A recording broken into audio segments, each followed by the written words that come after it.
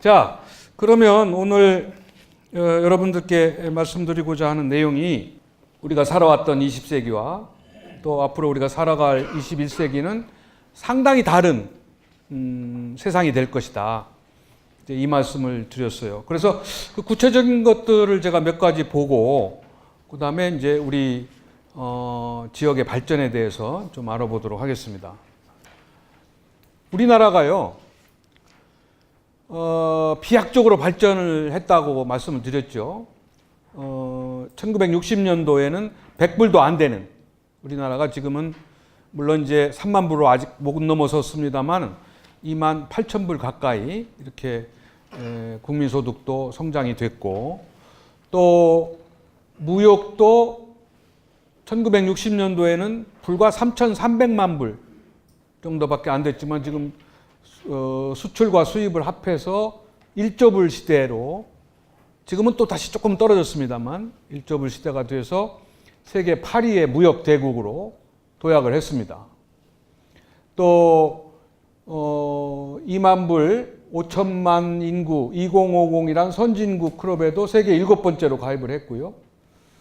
앞으로 3만 불만 넘었으면 3050 클럽에 우리가 이제 가입을 하게 됩니다.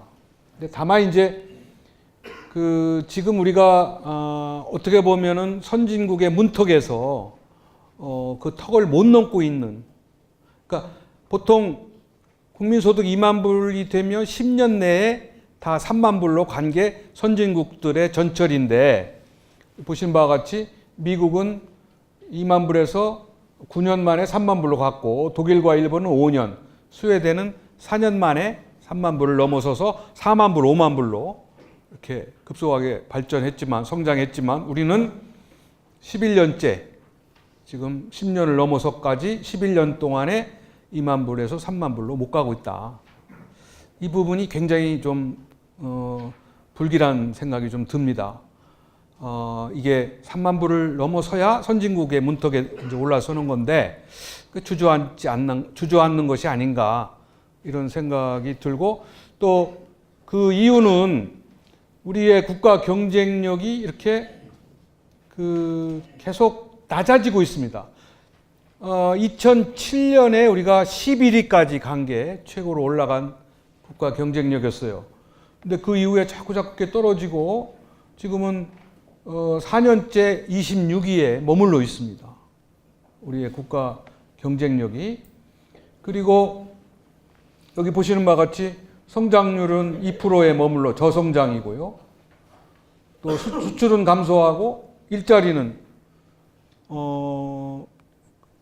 고용 없는 성장, 이러한 이제 특징을 나타내고 있고요. 그 다음에 여기 아까 말씀드린 대로 무역 규모는 4년간 1조 불을 유지했지만 떨어졌고, 자동차 산업도 이제 5위에서 인도한테 추월당해서 6위가 됐고, 또 조선도 지금 다시 일본한테 역전을 당한 이제 그런 지금 상황으로 가고 있기 때문에 우리가 보통 노력하고 새롭게 달라지지 않으면 자칫하면은 이 문턱에서 머무를 가능성도 없진 않다, 이런 생각이 듭니다. 그런데 그 대신 우리가 아직도 세계 1위를 차지하고 있는 것들은 이렇게 많아요. 근데 보통 내용을 들여다보면 별로 그렇게 좋은 내용들이 아닌 것들이 세계 1위를 달리고 있습니다. 뭐 자살률도 지금 아직도 세계 1위. 그래서 지난번에 말씀을 드렸는지 모르지만은 작년에도 우리나라에 하루에 평균 38명이 자살을 했다. 그래서 1만 5천 명이 죽었고, 또 자살을 시도한 사람만도 60만이 된다. 그리고 노인 자살률은 더 높습니다. 압도적 세계 1위입니다. 그래서 이제 그런 부분들이 정말 우리가 해결하지 않으면 이제 불행한 나라가 될 수밖에 없다, 이런 생각이 들고요. 그다음에 여기 이런 것들 보세요. 이런 것들이 별로 그렇게 기분이 좋지 않은 내용들입니다. 그래서 이걸 빨리 우리가 깨야 된다는 생각이 들고요. 그 다음에 성장도 멈춰져 있지만 우리가 더 큰 지금 시름은 뭐냐면 격차 문제입니다. 빈부 간의 격차, 지역 간의 격차, 뭐 세대 간의 격차, 이 문제가 지금 이렇게 심각해져 가고 있어요. 보통 소득의 불평등을 나타내는 진위계수를 보더라도 이렇게 숫자가 점점 늘어나고 있고요. 또 소득계층 상위 10%와 하위 10% 간의 간격이 점점 벌어지고 있습니다. 부익부 빈익빈. 잘 사는 사람은 더 잘 살고 못 사는 사람은 더 못 사는. 근데 더 심각한 문제는 그 부가 대물림되고 빈곤이 후세대에게 전수된다는 얘기예요. 왜냐하면 여기 나와 있는 교육 격차가 소득 격차보다 더 심각합니다. 그래서 우리가 제대로 된 교육을 받아야 이 격차 문제를 해소하고 빈곤을 탈피할 수 있는데 가난한 사람은 좋은 교육을 못 받고 그래서 좋은 직장을 못 갖고 소득이 나빠지는, 그래서 그게 대물림되는 이런 상황으로 가고 있는 것이 큰 문제라고 볼 수 있습니다. 그런가 하면은 지금 우리나라의 수도권 인구는 아직도 절반입니다. 수도권은 국토 면적의 11.8%밖에 안 되지만 인구는 49.5%. 그리고 모든 것들이 다 수도권에 집중되어 있습니다. 물론 우리 부평도 수도권이지만은 그 수도권 이외의 비수도권의 경우에는 굉장히 지금 황폐화되고 있다. 그래서 아마 수도권과 비수도권의 이 격차를 어떻게 해소하느냐 하는 문제는 새 정부의 중요한 국정 과제다. 그 중에 세종시 문제가 있습니다. 여러분들도 세종시를 별로 달갑지 않게 보고 계시겠지만 지금 지난 노무현 정부 때부터 국토 균형 발전, 수도권의 과밀을 해소한다는 목적을 가지고 세종시를 만들었는데 그게 이제 뭐 위헌 판결을 받고 뭐 이런 그 우여곡절 끝에 지금 정부 부처가 이원화된 가운데 세종시를 지금 2012년에 출범해서 지금 인구가 25만을 넘어섰습니다. 그래서 인구는 기하급수적으로 늘어나고 있는데 문제는 수도권 인구가 내려오는 게 아니라 우리 대전, 충남북, 충청권 인구가 들어가고 있어요. 그래서 이제 우리 충청권, 대전도 마찬가지, 대전도 인구가 줄거든요. 세종시로 건너가기 때문에. 그래서 그 문제는 지금 굉장히 심각한 문제가 된다. 다시 말해서 자칫하면 이게 충청권의 공멸, 공동화 현상만 나타나고 수도권 과밀 문제는 해결하지 못하는 이제 그러한 굉장히 이상적이지 못한 세종시로 가게 되면 우리가 얼마나 많은 돈을 들여서 그 도시를 만들었고 또 지금은 어떻게 그걸 포기할 수도 없잖아요. 그래서 이 문제도 아마 이 새 정부의 큰 숙제, 짐이 될 수밖에 없다 이런 생각이 듭니다. 그리고 이 큰 문제는 이게 그 청년 문제예요. 청년 실업 문제. 이번 4월 달도 청년 실업률이 11.2% 최고치를 기록을 했습니다. 그래서 이 청년 문제를 해결하지 않으면 아마 우리 그 체제가 상당히 불안해질 거다. 뭐 여러분 자제나 또 젊은 청년들을 보면 아마 이번 선거 과정에서도 많이 느끼셨을 거예요. 청년들이 갖고 있는 이 불만, 그 반발, 저항, 이게 보통 심각한 게 아닙니다. 아마 여러분들도 설득이 잘 안 되셨을 거예요. 그리고 또 그들의 그걸 풀어주지 않으면 우리의 미래가 그렇게 밝지가 않습니다. 지금 젊은이들은 지금 굉장한 좌절감을 가지고 있고, 이른바 뭐 M4 세대라고 해서 모든 걸 포기해 가고 있습니다. 연애, 결혼, 출산, 뭐 내 집 마련, 뭐 꿈과 희망, 뭐 이런 걸 다 포기해 가고 있단 말이에요. 그리고 뭐 심지어 이런 얘기들 많이 들었죠. 이생망, 이번 생에는 망했다. 뭐 청백전, 뭐 삼일절, 뭐 청년 실신, 뭐 흑수저, 뭐 이런 뭐 이상한 얘기들이 지금 신문지상에서 많이 나와 있을 겁니다. 그래서 이런 얘기들 들으면 굉장히 가슴이 아프고 참 우리 기성세대들의 책임이 크다고 생각을 합니다. 그래서 이 젊은이들의 경우에는 지난 50년 동안에 우리가 아까 말씀드린 비약적인 발전, 이제 아주 그 가난을 벗어나서 그야말로 선진국의 문턱에 갔다는 자부심을 가지고 여러분들이 그동안 기성세대들이 그런 희생과 여러 가지 노력 끝에 이루어진 것임에도 불구하고 젊은 학생들의 경우에는 지난 50년의 발전이 도대체 누구를 위한 발전이냐, 이제 이런 그 비판과 회의감을 가지고 있습니다.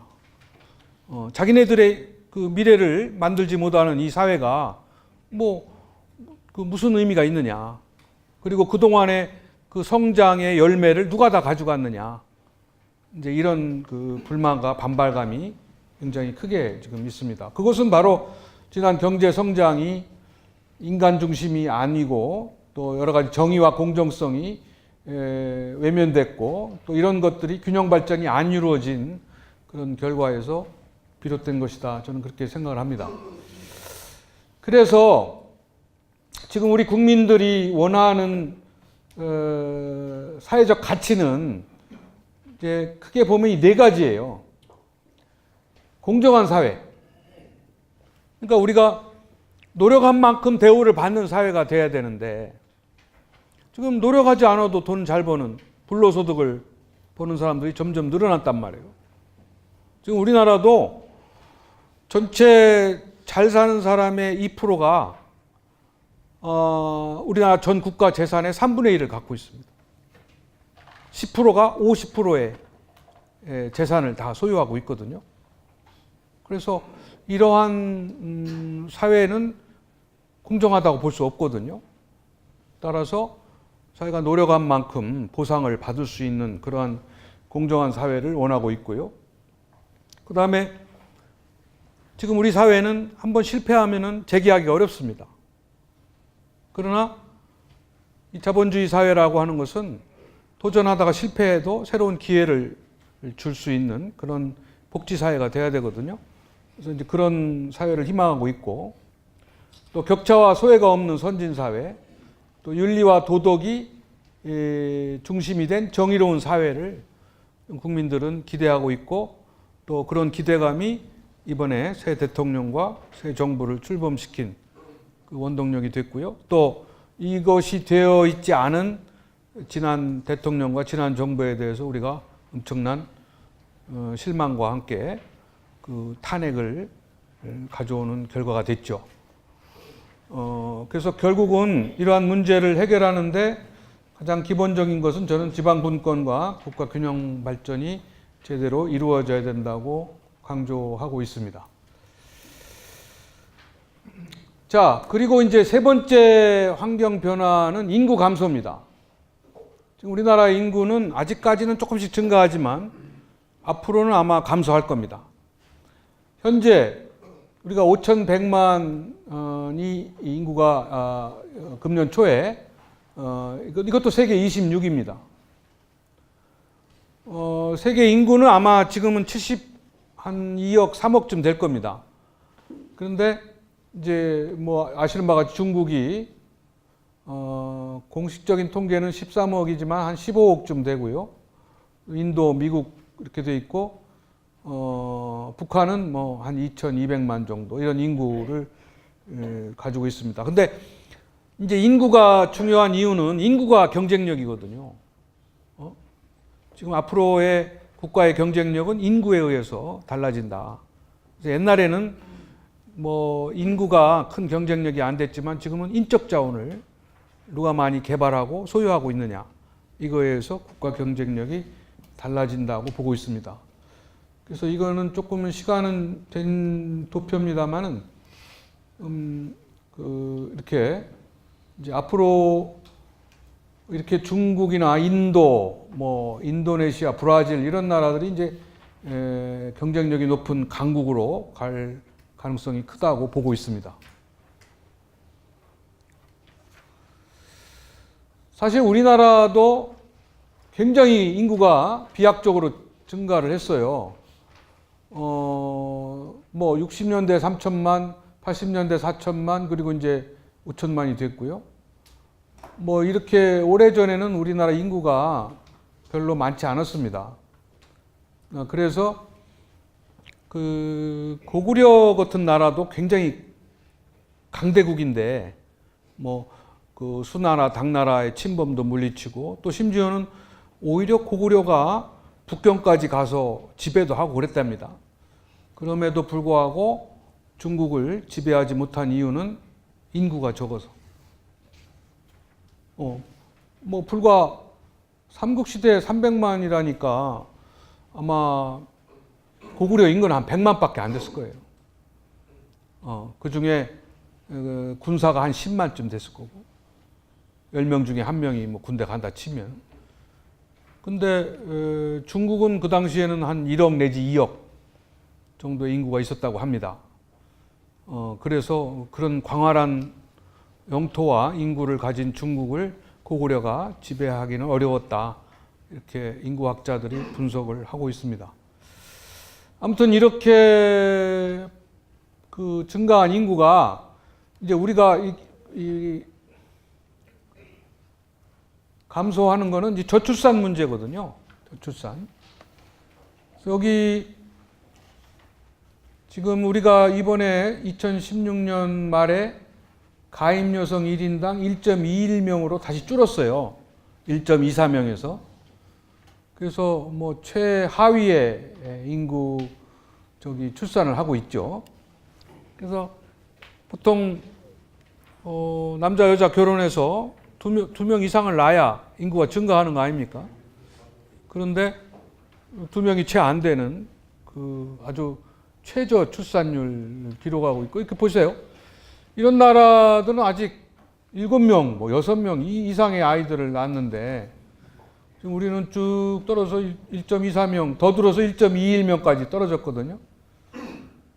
뭐 잘 사는 나라 중에는 홍콩 다음으로 최저입니다, 우리가. 그래서 이런 저출산을 가지고는 인구도 줄고 국가 경쟁력이 떨어질 수밖에 없다.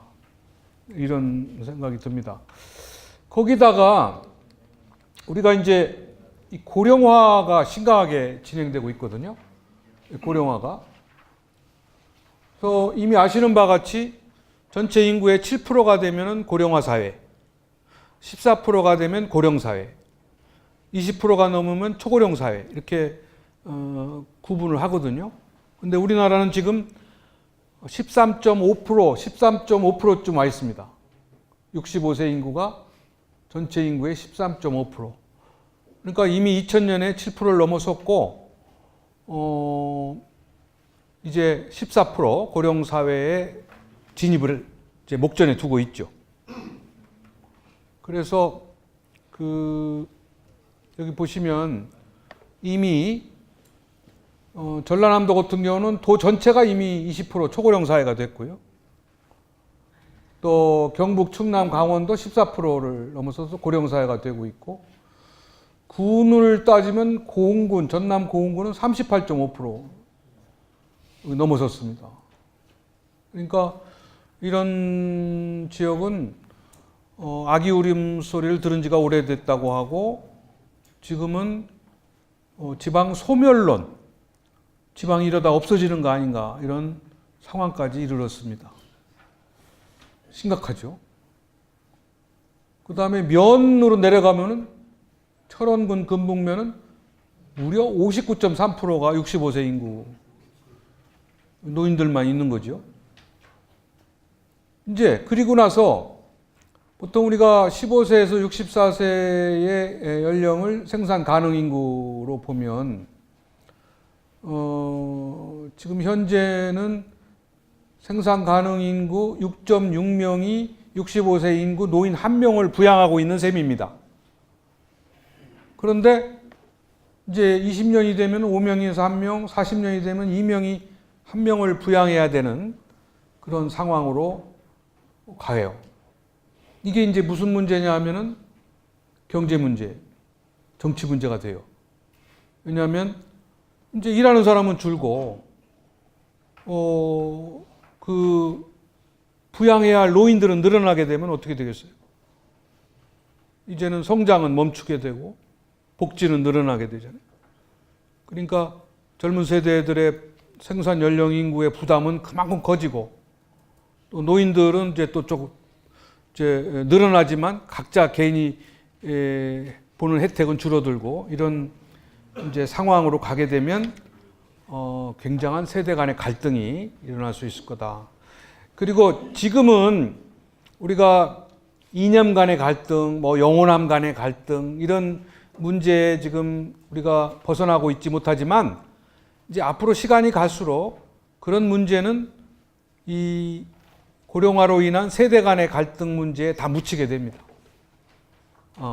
이번에 우리 선거도 사실은 지역 간의 대립보다도 세대 간의 대립이 더 심각하게 나타났죠. 그죠? 그래서 아마 다음 이번 정부서부터는 이 세대 간의 갈등을 어떻게 푸느냐가 큰 숙제가 되고 있고, 또 한편으로 이거 보세요. 이게 이제 7%가 된 65세 인구가 전체 인구가 7%가 된 해입니다. 이거 가운데가 14%가 된 해, 여기 마지막이 20%가 된 해를 보면은 프랑스 같은 나라는 1854년에 7%가 됐고 지금 14%를 79년에 넘어서서 내후년에 20%가 된다는 거예요. 그러면 7%에서 20%로 가는데 걸린 시간이 115년 플러스 40년, 150년이거든요. 그죠? 미국도 한 100년, 영국도 한 110년, 이렇게 7%에서 14%를 거쳐서 20%로 가는 이 기간이 비교적 100년 이상 걸렸어요. 근데 그거를 획기적으로 단축시킨 나라가 일본입니다.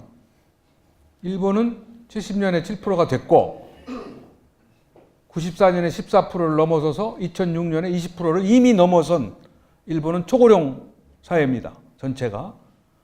그런데 7%에서 20%로 간 기간이 불과 36년밖에 안 된 거죠. 선진국은 100년 이상 걸린 기간을 일본은 36년 만에 도달했기 때문에 이게 종전까지의 세계 신기록이었었는데 그거를 더 단축해서 신기록을 작성하려고 하는 나라가 한국입니다. 한국은 2000년에 7%가 됐고 지금 이제 내년 될 것 같아요. 이것도 1년 단축할 것 같습니다. 13.5%이기 때문에 내년쯤 아마 14%가 될 수도 있고 그 다음에 26년 내지 25년에 20%가 된다 치면 일본의 36년을 10년 이상 단축해서 26년 만에 우리는 7%에서 20%로 가는 아주 최단 기간의 초고령 사회가 되는 나라가 된다. 지구상의 유일한 나라다. 이것이 굉장히 심각한 문제입니다. 아까 말씀드린 대로 이거는 노인 복지 문제만이 아니라 경제 문제고 세대 간의 갈등을 해결해야 되는 정치 문제가 된다. 그리고 더 심각하게 얘기하면은 이제 우리나라가 지금 그 선진국 문턱에 주저앉고 있는데 지금부터라도 정신을 바짝 차려서 우리가 지역 갈등이라든지 이념 갈등 이런 문제를 대화합과 통합으로 해결한다 하더라도 고령화 문제 때문에 아마도 3만 불, 4만 불로 가는데 불가능할 수도 있다라는 어두운 전망도 하고 있습니다. 그럴 수밖에 없잖아요. 생산 연령 인구는 줄고 복지 문제는 늘어나니까. 그래서 우리에게 남은 시간은 이제 우리가 2017년이니까 불과 10년이 채 안 남은 이 기간 동안에 빨리 3만 불, 4만 불로 가야 되는 아주 중요한 시간들입니다.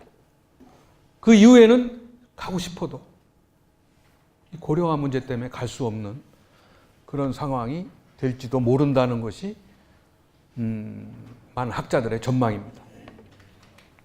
그러니까 이 고령화의 문제는 사실은 축복인데, 축복이잖아요. 오래 살게. 우리가 지금 평균 수명이요, 남자가 78세, 여자가 85세쯤 돼요. 여성분들이 한 7살 더 삽니다. 그런데 보세요. 우리나라의 이 1960년도에 우리나라의 평균 수명이 몇 살인지 아세요? 1960년도 52세였습니다. 52세. 물론 그 당시에는 유아 사망률이 높았어요. 이제 많은 애들이 탄생은 했지만은 대개 한둘씩 태어나서 돌을 안 돼서 이렇게 죽는 아이들이 많았기 때문에 유아 사망률이 높았기 때문에 전체 수명은 떨어질 수밖에 없었지만, 어쨌거나 전체 우리나라 국민의 평균 수명이 52세. 그렇다면 지금은 82세. 82세라면 30년이 늘어난 겁니다. 30년이. 그러니까 옛날에는 우리가 인생을 60으로 봤잖아요. 그래서 30살까지 뭐 공부하고 준비하고 결혼하고 직장 갖고, 그다음에 30에서 60을 어떻게 사느냐가 인생의 최고의 기간이고 최고의 목표였습니다. 그리고 60세까지만 살아도 성공했다고 했고 환갑잔치 크게 했잖아요. 인생을 60까지만 봤어요. 그 이후의 인생은 그냥 덤으로 사는 거고 뭐 손주나 보고 그렇게 사는 걸로 생각을 했거든요. 그런데 그래서 이모작 인생이었는데 지금은 60에서 90의 인생이 늘어난 거예요. 삼모작. 그래서 옛날에는 30에서 60의 인생을 어떻게 살았느냐가 인생의 그 성패를 좌우한다고 봤지만, 지금은 60에서 90의 인생을 어떻게 살았느냐에 의해서 그 사람이 잘 살았다, 못 살았다를 평가하게 됩니다. 따라서 보통 30에서 60을 잘 살기 위해서 우리가 30살까지 열심히 준비했듯이 60에서 90의 인생을 잘 살기 위해서는 30에서부터 60살 사이에 준비를 잘 해야 됩니다. 노테크라고 하죠. 그래서 이거는 그냥 뭐 건강만이 아니고 뭐 또 뭐 경제 문제 이것도 중요하지만, 하여튼 60에서 90의 인생을 어떻게 보람 있게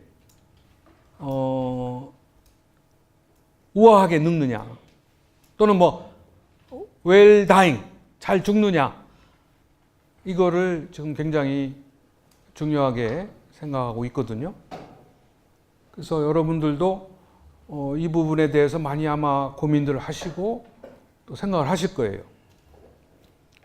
그래서 그 60에서 90의 인생에 잘 살기 위한 여러 가지 이제 책들이나 또 선진국에서 이미 우리보다 앞서서 그렇게 간 나라들에서 많이 나온 얘기들을 보면 공통점이 있더라고요. 그 60에서 90의 인생을 잘 살기 위해서 몇 가지만 소개를 드리면, 첫째는 종교를 가지라고 그러더라고요. 뭐 불교가 됐든 기독교가 됐든 천주교가 됐든 그 종교를 누가 뭐 그 집어서가 아니라 누구든지 자기가 갖고 싶은 종교를 가져야 된다. 그래야 그 심적 안정을 유지할 수 있다. 이런 얘기를 많이 하고요. 두 번째는 여성들은 이동 능력, 남성들은 요리 능력을 키워야 된다. 여성들은 이제 60이 되면은 조금 그동안에는 집안에 갇혀 있거나 가족들을 위해서 희생하는 그러한 좀 좁은 그 좀 폐쇄적인 삶을 살았다면 60 이후에는 이제 바깥으로 나가서 다니고 싶은 그러한 욕망이나 그러한 생각을 많이 한다는 거예요. 그런데 막상 그렇게 하려다 보니까 뭐 다리가 아프고 뭐 움직이기가 어렵고 뭐 이제 이런 상황이 되니까 여성들은 특히 30에서 60 사이에 특히 이 이동 능력, 움직이고 활동하고 다닐 수 있는 그런 능력을 잘 키워야 된다. 이런 얘기를 하고, 남자들은 그동안 집에서 부인한테 많이 뭐 음식이나 이런 걸 일방적으로 의존하고 살아왔잖아요. 그런데 60 이후에까지 부인이 있어도 그거를 요구하거나 그렇게 살면 안 된다는 거예요. 또 오히려 또 부인이 먼저 세상을 떠날 수가 있어요. 그러면 혼자 살아남아야 되는데, 그러려면 음식과 요리를 할 수 있는 능력을 평소에 키워놔야 된다. 이런 그 조언을 많이 하더라고요. 다행히 부인이 같이 오래 살아도 요리를 할 수 있는 남자는 대접을 받는다. 가정에 있어서 그런 얘기를 하고요. 그 다음에 세 번째는 그 아낌없이 모든 것을 다 전해주고 가야 된다. 거기에는 뭐 돈이 있으면 돈도 되겠지만 재능이라든지 뭐 봉사라든지 이제 이런 모든 것들을 다 베풀고 가야 된다. 그래서 열심히 살아서 봉사해야 된다. 이제 이런 그게 이제 보람이고 삶의 의미다. 그런 그 조언도 있고 그렇습니다. 하여튼 이 고령화 사회는 사회 문제인 동시에 우리 개인의 문제죠. 그래서 그 보통 우리가 노인 한 분이 돌아가시면은 도서관 하나가 없어지는 것과 같다. 이런 말을 해요. 그러니까 그 한 분의 노인이 되려면 그분의 많은 그 경험과 지식과 정보가 사라지는 거죠. 그래서 그거를 어떻게 하면 다 그거를 정리해서 전달하고 사회에 환원하고 가느냐, 그 점을 잘 생각하셔야 됩니다. 나는 뭐 내가 아는 게 없다, 가진 게 없다, 그렇지 않아요. 다 우리는 뭐 지식과 정보 아니면 경륜과 경험들이 다 있잖아요, 그죠? 그거를 잘 사회에 전달해주고 가는 것만도 굉장히 큰 보람이고 기여다, 이렇게 생각을 합니다. 북한은 우리보다 12살을 덜 살아요. 여기 보시는 70이 안 됩니다. 그래서 요즘에는 못 봤습니다. 옛날에 뭐 남북 이산 가족 모이는 거 보면 우리 남한의 딸과 북한의 어머니가 만나는 걸 보면은 둘이 나이가 비슷한 것 같아요. 그 늙은 정도가. 그 정도로 북한 사람들은 일찍 늙는 거죠. 일찍 죽고. 이건 이제 지켜봤고요.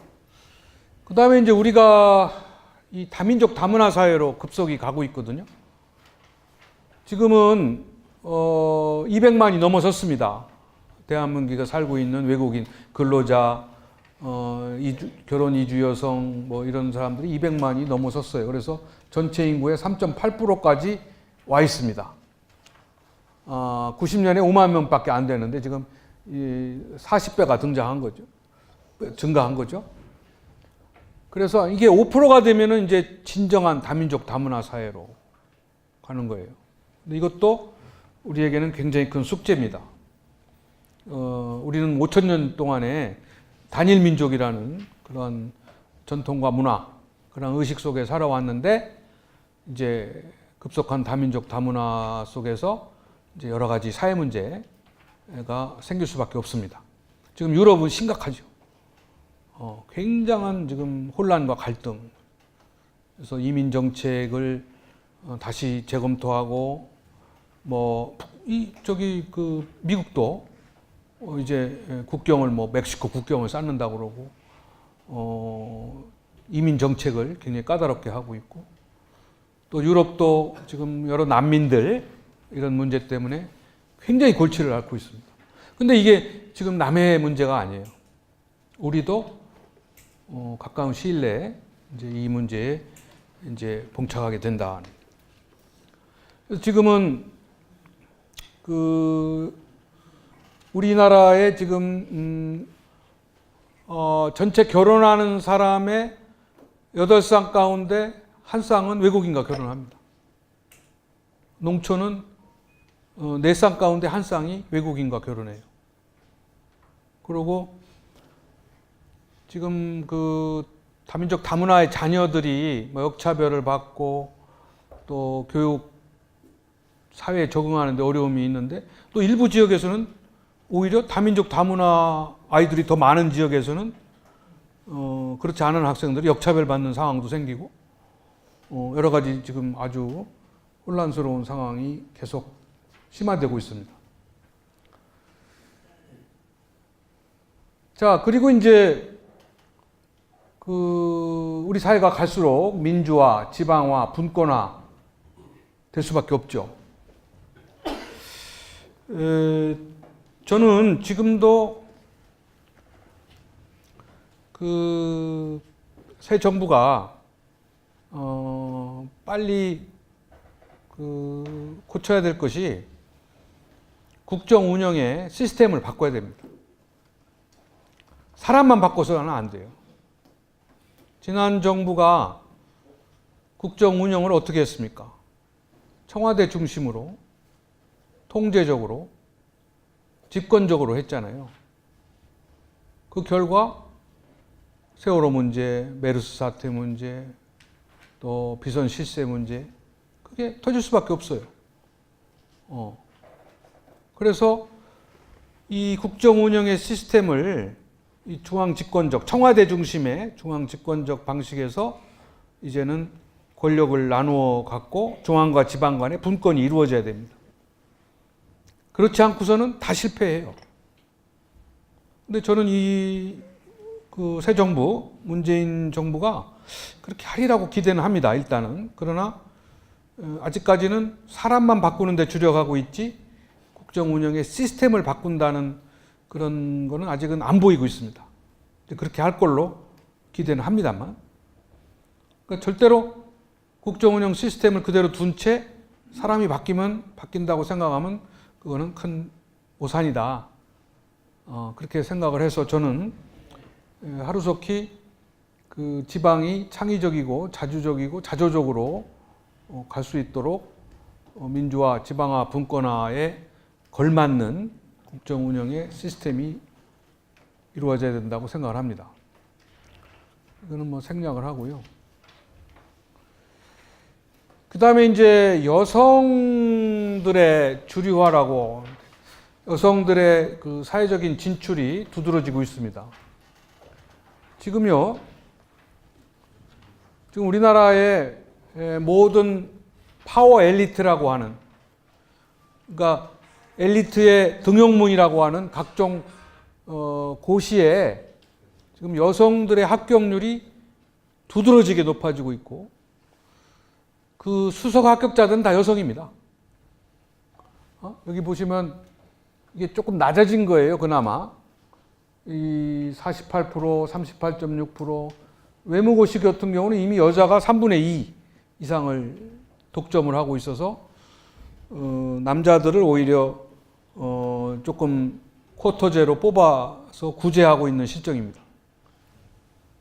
그러니까 여성들이 지금 대한민국의 파워 엘리트를 다 접수하고 있다고 해도 과언이 아니죠. 지금 우리 대학도 뭐 거의 여성들이 다 장학을 하고 있어요. 공부도 잘하지만 뭐 과대표, 뭐 공부할 때 뭐 이런 발표, 뭐 모든 것들을 다 여성들이 다 주도하고 있습니다. 우리 사회과학도 인기 있는 과가 우리 행정학과나 뭐 언론정보학과 이런 인기학과는 다 여학생들입니다. 제가 행정학과를 다닐 때만 해도 전체 80명 중에 한두 명이 행정학과를 다녔는데 지금은 3분의 2가 여학생입니다. 여성들이 다 접수를 해나가고 있는데 유일하게 아직 남성한테 뒤지는 부분이 뭐냐면은 정치 분야입니다. 정치 분야예요. 정치 분야에 지금 많이 증가는 했어요, 그동안에. 여기 안 나왔네요. 여기 보시면 지난 6.4 지방선거에서 21.6%까지 올라갔어요. 처음에 선거율이 0.9%, 1.6%, 2.3% 뭐 이렇게 증가하다가 이제 비례대표제를 도입하면서 10%를 넘어섰고 지금은 21.6%까지는 갔지만 이거 아직 그 선거구를 통해서 직선된 여성들은 10%가 안 됩니다. 비례대표제 때문에 그래요. 그래서 앞으로 우리 여성들이 이 크게 진출해야 될 부분은 이 지방자치에 있어서의 그 지방의원이나 단체장입니다. 보통 선진국의 경우에는 뭐 절반 가까이 가고 있고 또 저기 지방자치가 잘 되고 있는 북유럽이라든지 이런 나라는 60%, 70%가 여성입니다. 그럴 수밖에 없죠. 지방자치가 다루는 것은 주로 보건, 환경, 뭐 지역 경제 이런 거를 하다 보니까 여성들이 전문가들이거든요. 그래서 그런 부분을 염두에 둔다면 우리나라의 그 지방 선거도 이제 여성들이 많이 진출을 해야 된다. 이런 생각이 듭니다.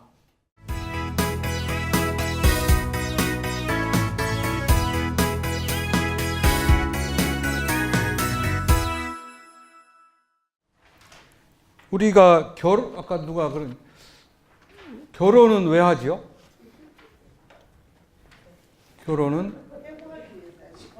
결혼은 판단력이 부족해서. 이혼은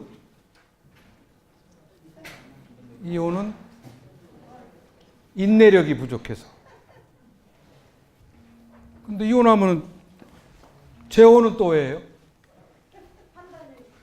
재혼은 기억력이 부족해서. 우리 인간들이 그렇습니다. 이렇게 늘 부족한 속에서 살아가고 있는 거거든요. 그래서 그러한 이제 부족한 거를 우리가 조금 보완하기 위해서 이제 교육을 하고 좀 배우는 거죠. 이제 새 정부가 출범했기 때문에 아까 말씀드린 대로 이제 이런 것들이 다 바뀌어야 됩니다. 이제 그렇게 가고 있는 것 같아요. 이제 대통령과 정부가 중심이었는데 주도했는데 이제는 국민 중심이 돼야 되고 우리가 과거 속에 우리가 자꾸 가려고 했는데 미래로 가야 되고 이제 분열과 갈등에서 통합과 화합으로 가야 되고 또 성장과 효율성만 우리가 중요시했는데 이제는 다양한 가치를 어떻게 조화시킬 거냐. 또 그동안에 우리 정치를 불신하고 외면했는데 이 정치를 통한 설득과 타협과 협상이 이루어져야 된다. 정치를 우리가 외면하고 경멸하면 경멸받는 정치밖에 소유할 수 없다. 이런 말이 있습니다. 또 그 나라의 정치 수준은 그 나라의 국민 의식 수준하고 똑같다. 그러니까 우리는 의식 수준은 높은데 정치가 잘못되어 있다. 정치 수준이 우리보다 낮다. 이렇게 생각하는데 학자들은 그렇게 생각 안 합니다. 그 의식 수준이 그 정치 수준을 만들어낸다. 좋은 시민이 좋은 정치를 만든다. 이제 그런 단계에 우리가 와 있지 않나 그런 생각이 들어서 저는 긍정적인 기대를 갖고 있습니다. 그런 점에서 이제 우리 새 정부의 저는 국정 비전과 목표를 이제 민주주의도 구현해야 되고 국가 경쟁력도 강화해야 되고 특권 격차를 폐지해야 되고 분권과 자치를 정착하고 통일한국을 건설하는 이 5가지가 이제 이번 정부의 비전과 목표라고 생각을 합니다. 과연 이 5가지를 뭐 5년 내에 다 이룰 수는 없지만 어떤 이런 방향으로 가야 된다. 저는 그렇게 생각을 하고요. 그러기 위해서는 이제 헌법을 좀 바꿔야 되겠습니다. 헌법을. 대통령도 후보 때 이제 헌법 개정을 해서 내년에 지방선거 때 국민들께 물어보겠다. 이런 말씀을 하셨는데 지금 우리나라의 헌법은 1987년에 우리가 민주화되면서 만든 그 헌법을 가지고 지금까지 30년 동안 지내왔습니다. 그런데 30년 동안에 엄청난 변화가 있었잖아요. 그죠? 그래서 헌법을 바꿔야 돼요. 이제는 그 독점과 특권과 이런 것들을 다 바꿔줘야 됩니다. 이제는 대통령 중심이 아닌 국민 중심으로 가야 되고요. 또 권력도 나눠 가져야 된단 말이에요. 중앙 권력도 수평적으로 나눠 가져야 되고 수직적으로도 분권이 돼야 된다. 그래서 이 프랑스 같은 나라는 뭐 여러 번 인용이 됐겠습니다만은 2003년에 프랑스 헌법 제1조 1항에 프랑스는 분권화된 조직에 기초한다 이렇게 헌법 1조에다가 집어넣었어요. 지방자치의 의지를 천명하고 있습니다. 그래서 우리나라도 헌법이 개정이 된다면 뭐 대통령제냐 의원 내각제냐 뭐 이런 것도 중요하지만 이 지방자치와 분권을 강조를 해야 된다. 그 말씀을 드리고 지금 우리나라는 지금 이 두 조항밖에 없습니다. 지방자치에 관련된 헌법 조항이 이게 두 개 119조와 118조가 있거든요. 근데 그 내용을 들여다보면요. 또 법률에 다 위임을 해놓고 있습니다. 그러니까 이 법률 속에서만 지방자치가 이루어지고 제약을 받도록 돼 있어요. 종류도 법률로 정하도록 하고 또 법령, 범위 안에서 자치에 관한 규정을 법령이라고 하는 건요. 법률보다도 영이라고 하는 건 대통령령, 뭐 부령 이런 그 명령까지 다 포함하는 거라서 지방자치가 굉장히 제약되어 있는 거죠. 그래서 이거를 풀어주지 않으면 지방자치는 그 굉장히 그 미흡할 수밖에 없다 이런 생각을 갖습니다. 그 지난번에 말씀드렸는지 모르지만 우리나라의 헌법이 130조예요. 130조까지 있어요. 뭐 다 자세하게 규정은 해놨지만 이제 그 헌법을 잘 지키지 못했기 때문에 이제 지난번에 불행한 사태를 맞았는데 그 아프리카 지금은 이제 없어진 것 같은데 아프리카의 어느 조그만 나라는요 헌법의 조항이 달랑 2조항입니다. 1조하고 2조. 그런데 그 조항만 가지고 굉장히 안정된 국정을 운영을 했어요. 그래서 그 내용을 들여다보니까 뭐냐면은 제1조 대통령의 말은 항상 옳다. 제2조 대통령의 말이 옳은지 안 옳은지 판단이 안 서면 제1조를 준용한다. 이렇게 되어 있습니다. 그러니까 결국은 대통령 말에 모든 게 다 결정이 된다 이런 얘기죠. 저는 이걸 좀 바꿔서 헌법 제1조 국민의 말은 항상 옳다. 2조 국민의 말이 옳은지 그른지 잘 판단이 안 서면 1조를 준용한다. 이렇게 하면 다 해결이 될 것 같아요. 우리 양평군의 조례도 제1조 양평 군민의 말은 항상 옳다. 제2조 잘 모르면 제1조를 준용한다. 이렇게 하면은 다 해결이 될 것 같습니다. 어쨌거나 우리가 헌법을 이번에 바꿔야만 달라질 수 있다 이런 생각이 들어요. 그 다음에 이제 지방의회 문제입니다. 여기 의원님들도 지난번에 계셨는데 지방의회가 여전히 주민들의 불신을 받고 있어요. 그래서 여론조사를 작년에도 제가 해봤는데 아직도 3분의 2 이상이 지방의회가 필요 없다는 거예요. 지방의회가 너무 지금 그것도 243개의 지방의회가 뭐가 필요하냐, 이 좁은 땅덩어리에. 이런 생각을 가진 분들이 3분의 2.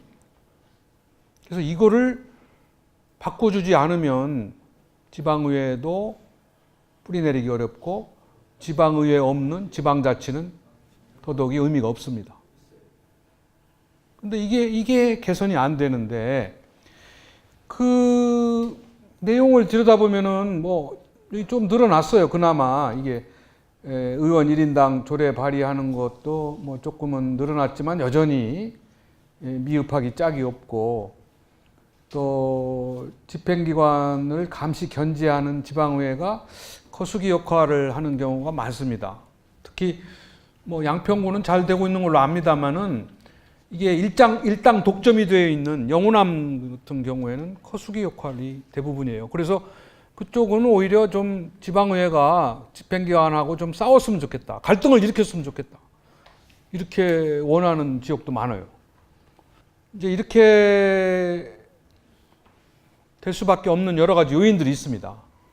여기 이제 지방의원이 되시고자 하는 분들도 계시고 또 아까 말씀드린 대로 여기 여성분들은 좀 지방의회에 많이 도전했으면 좋겠어요. 그런데 지금 지방의회가 잘 하고 싶어도 할 수 없는 제약들이 많이 있거든요. 조례도 마음대로 제정을 못하게 법령으로 막아놨고 또 재정적인 문제도 전혀 융통성이 없단 말이에요. 지금은 다 재정 자립도라든지 재정적인 자율성이 없단 말이에요. 8대2 말씀드린 대로. 국가와 지방이 8대2란 말이에요. 그래서 그런 여건을 가지고는 지방의회가 주민을 위해서 하고 싶어도 없는 제도임에는 틀림없는데 우리 주민들은 어떻게 생각하냐 하면은 지방의원들의 성의와 전문성이 부족하다. 부패돼 있다. 비리를 너무 많이 저지른다. 이제 이렇게 인식을 하고 있는 괴리가 문제예요. 그래서 이거를 해결해 주는데 저는 그 첫 번째 단서가 이 공천제 문제라고 봅니다. 공천제 문제. 이 공천제가 이론상으로는 맞지만 정당이 잘 알아서 좋은 사람을 공천해 주고 또 책임 정치를 구현한다. 이렇게 명분을 내세워서 지금은 전면 정당 공천제를 하고 있잖아요. 그죠? 그런데 이게 말만 그렇지 굉장히 큰 문제가 있습니다. 우리나라의 평균 정당의 수명이 4년이 채 안 됩니다. 그 평균 수명이 44개월밖에 안 돼요. 그러니까 임기 4년을 끝내고 이제 정당의 책임을 물으려고 해도 간판을 새로 바꿔 달았거나 없어져 버렸단 말이에요. 그러니까 물을 수가 없어요. 그게 책임 정당이 아니죠. 거기다가 지금 우리가 전면 정당 공천제도 하지만 전국 동시지방선거를 하잖아요. 하루에 1인 8표제, 1인 7표제, 8표제를 한단 말이에요. 그러니까 이게 지방선거가 아니고 정당 대리선거를 하는 거예요. 선거의 이슈가 뭐냐면은 정권의 중간평가. 뭐 이렇게 중앙 정치의 이슈를 가지고 선거를 합니다. 그래서 일자 투표를 하죠. 어느 지역은 1번, 어느 지역은 2번, 어느 지역은 3번. 이런 선거를 해가지고는 지방자치가 신뢰받을 수가 없다. 그리고 제대로 된 정치인을 골라낼 수가 없다는 거죠. 그 조건이 이루어지려면은 정당이 제대로 공천을 해줘야 되고 책임 정당이 돼야 되거든요. 그런데 비례대표제로 여성들이 많이 당선되지만 비례대표제로 여성들이 당선되기 위해서는 피눈물 나는 노력을 해야 됩니다. 저절로 능력 있다고 주는 게 아니에요. 갖은 수발을 다 들어야 돼요. 그래야 겨우 비례대표제 하나 받고, 어떤 때는 또 그것도 4년에 너는 이번 2년 하고 너는 나머지 2년 네가 하고 뭐 이런 식으로 하는 그런 상황까지 생겼거든요. 그래서 이 정당 공천제 문제를 해결하지 않고서는 우리 지방의회와 지방자치가 정상을 찾기가 대단히 어렵다는 제가 결론을 내렸습니다. 저뿐만 아니라 학자들이. 근데 이걸 국회의원들이 안 놔요. 이게 굉장히 큰 기득권입니다. 특권입니다. 뭐 자기 선거 운동원이 되니까 길을 쓰고 운동을 해야 공천을 해주거든요. 그러니까 이 국회의원들도 정당 공천제가 문제가 있다는 걸 알면서도 이 기득권을 내려놓지 못해요. 약속을 하고도 안 되고, 뭐 대통령 공약을 넣어놔도 안 되고, 지난번 선거 때도 굉장히 기대를 했거든요. 근데 당론도 변경해서 다시 돌아가고 이렇게 됐거든요. 그래서 세계에 유일하게 전면 정당 공천제 하면서 동시 지방 선거를 하는 나라는 우리나라밖에 없습니다. 근데 이거를 빨리 해결해 주지 않으면 저는, 그러니까 지금 우리 지방자치는 주민을 위한 자치가 아니라 정당에 의한 정당을 위한 자치. 이렇게 돼 있고, 이 공천 비리와 부패가 그대로 지방자치의 부패와 비효율로 그대로 이어지고 있습니다. 그래서 저는 이 대안으로 이렇게 주장을 했거든요. 정당 공천을 유지하는 방안이 있고 정당 공천을 폐지하는 방안이 있다.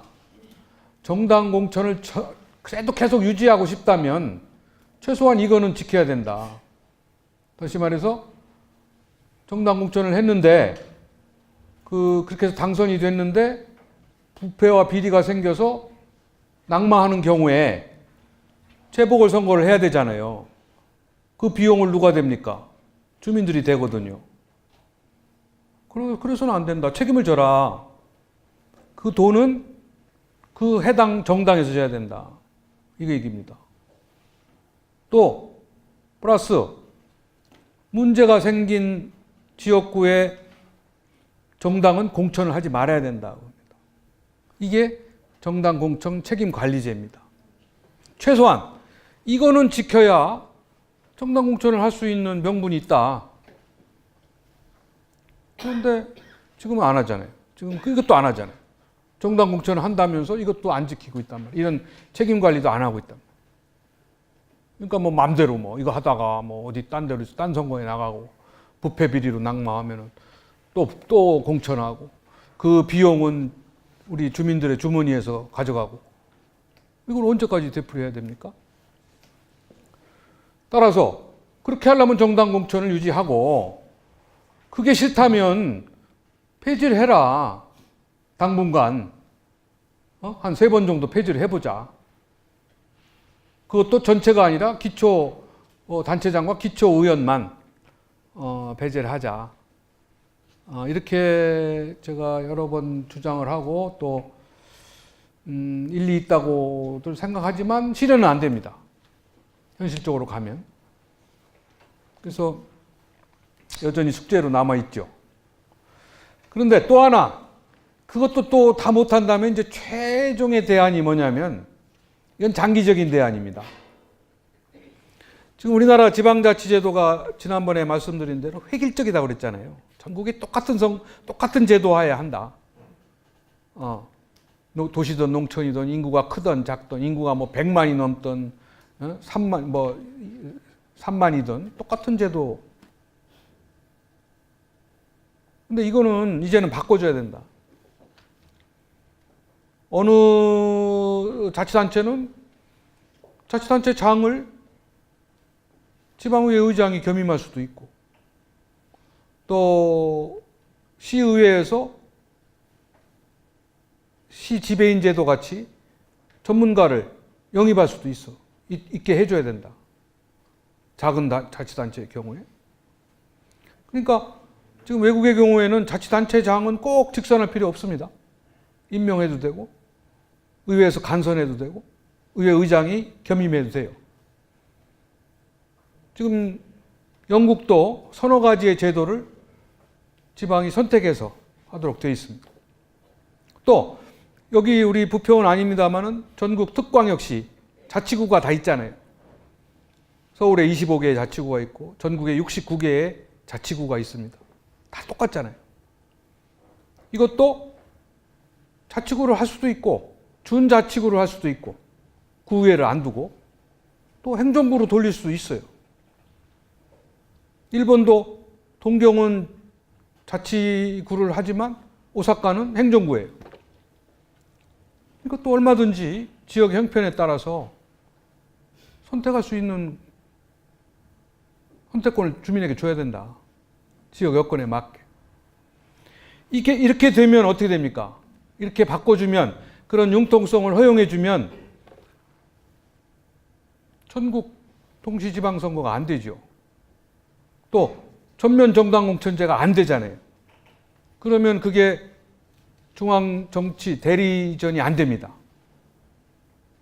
그렇게 되면은 이 문제가 정당공천의 폐해가 자동적으로 해결이 된다.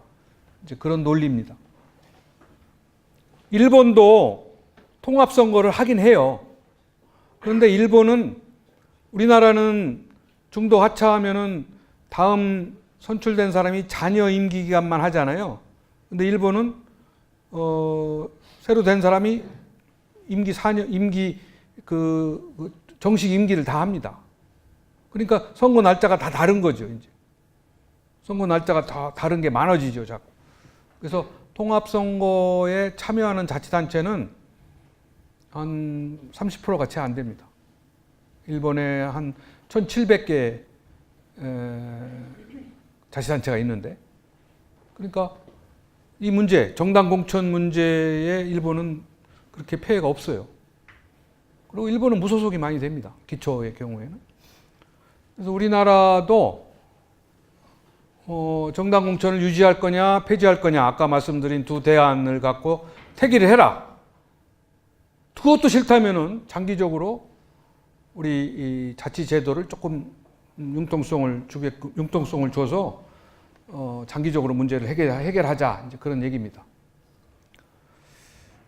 그다음에 이제 여기 아까 말씀드린 대로 여성들, 우리 오늘 여기 여성분들이 많이 계셔서 제가 특별히 말씀을 드리는 건데, 지금 현재 아까 21.6%였나 18.7%의 지금 여성들이 참여하고 있습니다.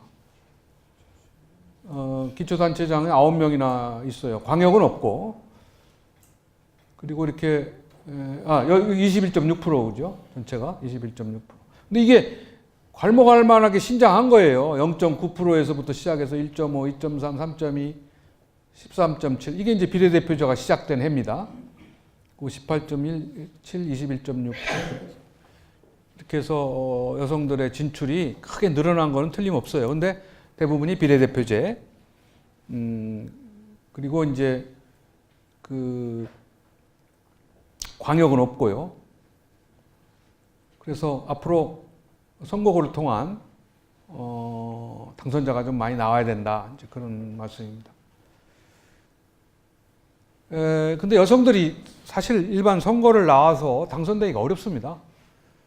남성들처럼 뭐 돈 문제, 네트워크 문제 이런 게 취약하기 때문에 여성들이 그렇게 높지 않아요. 그런데 그거를 이제 해결할 수 있는 문제가, 프랑스 같은 경우에 거기도 한 20%밖에 안 됐는데 당선 할당제라는 걸 도입을 했어요.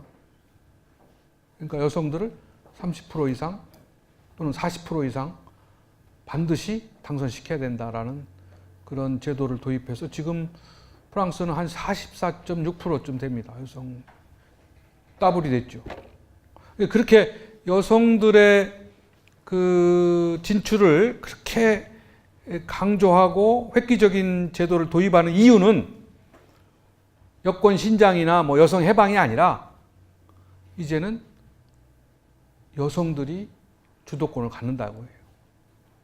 경제권과 뭐 교육권과 이런 걸 여성들이 갖고 있기 때문에 그런 여성들이 정치를 하지 않으면 의미가 없다.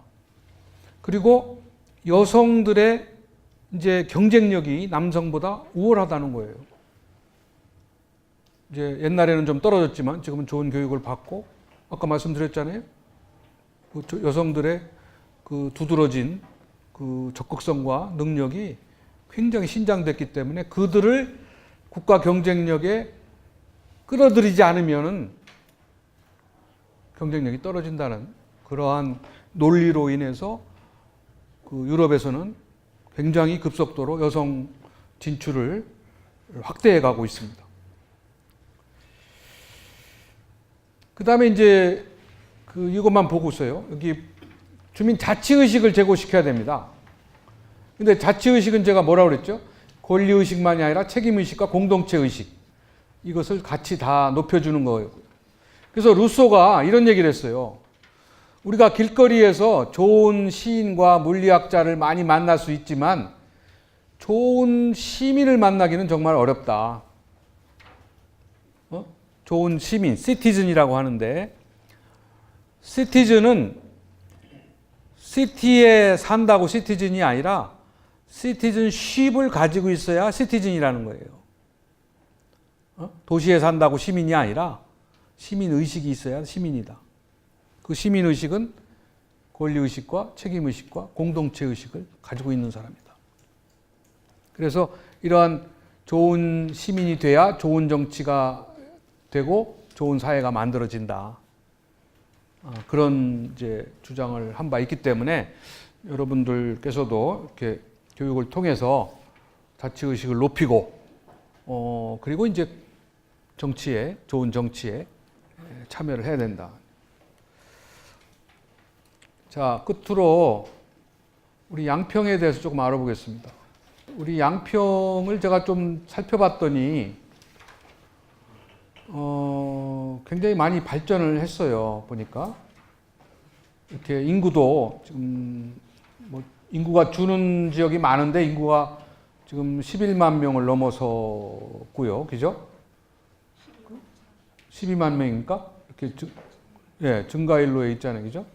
굉장히 그 미래가 굉장히 밝은 겁니다. 인구가 증가한다는 사실은.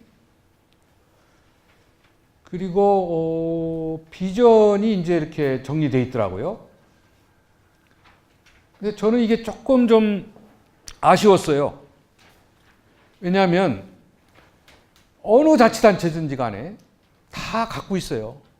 건강하고 희망이 있고 행복하고 사람 중심이고 이거는 다 주장하는 내용들입니다.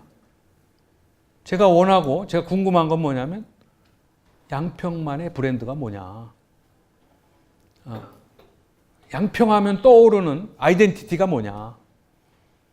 이게 잘 발견이 안 되더라고요.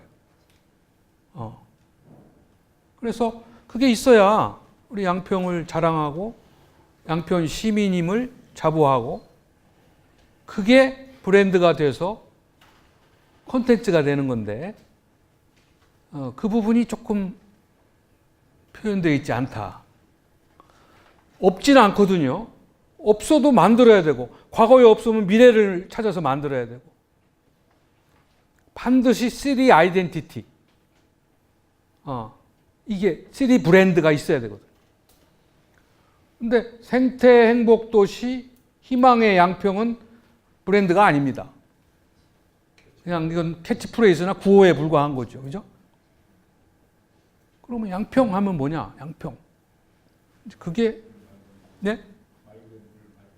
뭐 어찌 됐든 맑은 물 맑은 호수가 됐든 뭔가 양평이 세계를 향해서 내놓을 수 있는 거를 만들어야 돼. 그게 물질일 수도 있고 어떤 정신일 수도 있고 어떤 캐릭터일 수도 있고 그런 겁니다. 그거는 반드시 만들어야 돼요. 없으면 만들어야 돼요.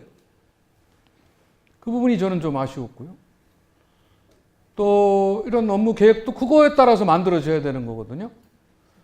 그래서 제가 여기 정리를 한 게 양평군의 미래상과 목표를 이제는 좀 재정립했으면 좋겠다. 근데 그거는 중요한 거는 새로운 시장이나 새로운 자치단체장이 만드는 게 아니라 지역민의 의사와 아이디어를 가지고 만들어야 됩니다. 지역민과 소통하고 지역민들에게 물어보고 지역민들에게 끌어내서 이거는 만들어져야 변치 않고 계속되는 거예요. 단체장이 바뀔 때마다 바뀌어서는 안 됩니다. 당분간은.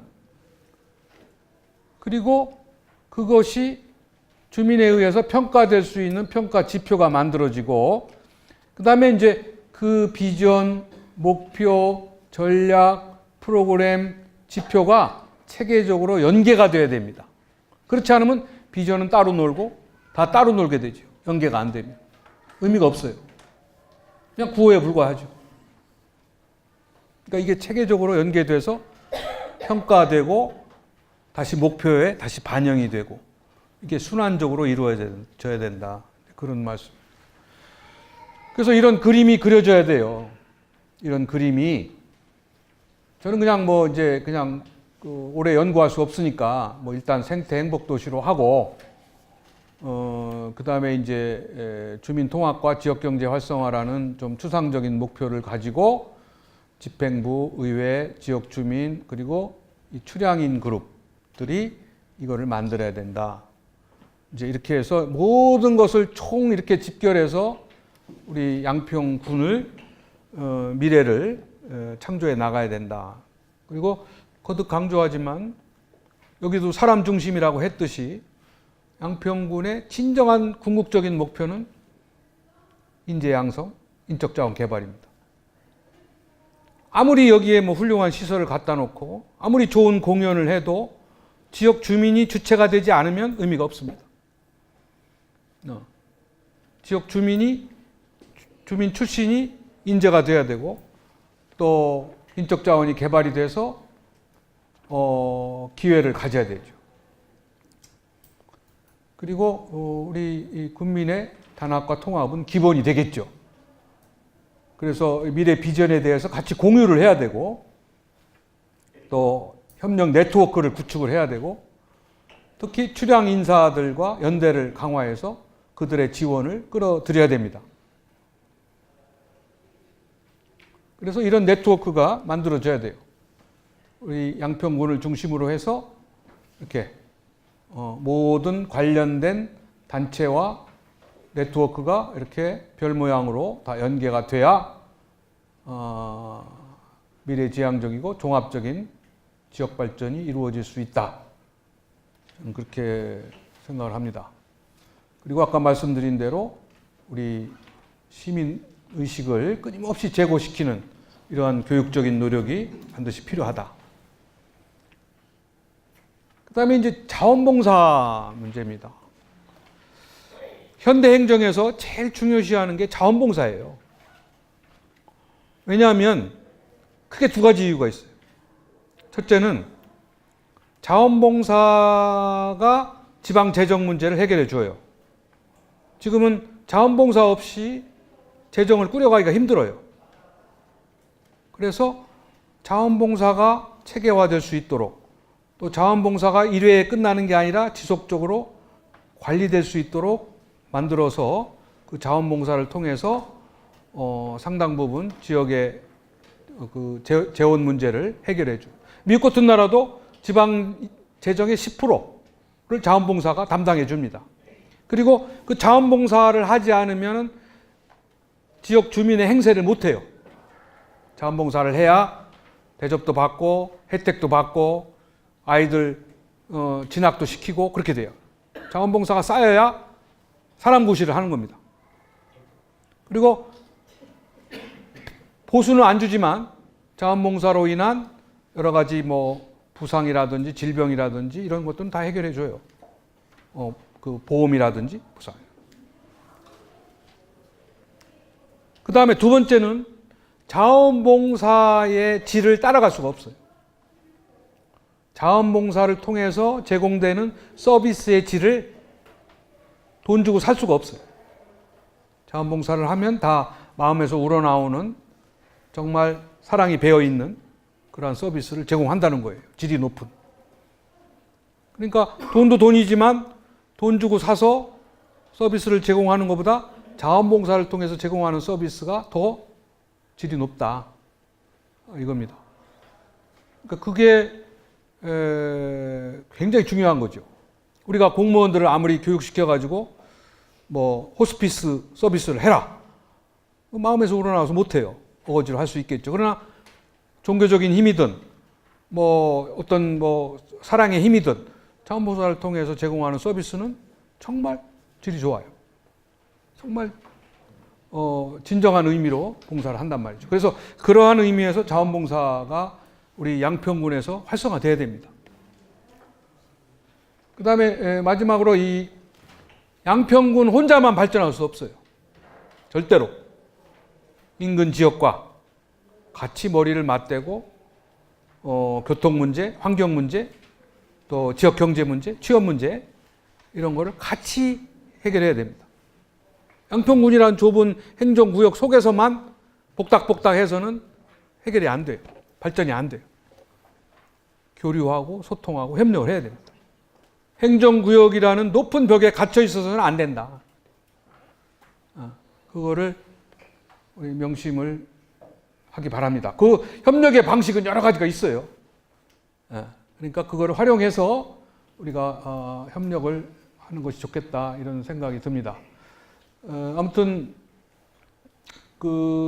저는 우리 양평군이 주민자치를 잘하고 또 지역의 그 리더들이 주역이 돼서 지역 발전을 잘 이끌어 주시기 바랍니다. 지역 발전은 공무원들, 시장이 뭐 군수 공무원들이 하는 게 아니라 이렇게 다양한 사람들이 지역 발전에 주도, 창조를 했습니다. 평범한 소녀도 했고 정치가도 하고 교수도 하고 이런 사례들을 보면서 양평군도 다양한 사람들, 평범한 사람이까지 다 이렇게 발전에 참여를 해야 되고 봉사를 즐길 줄 알아야 된다. 그렇게 되면은 우리 양평군도 지금보다 또 훨씬 더 행복하고 잘 사는 지역이 될 수 있다. 저는 그렇게 믿고 있고 또 그렇게 되리라고 기대를 합니다. 또 여기 계신 여러분들이 앞장서서 그런 것을 주도해 나가시기를 바라면서 오늘 강의를 여기서 마치도록 하겠습니다. 네.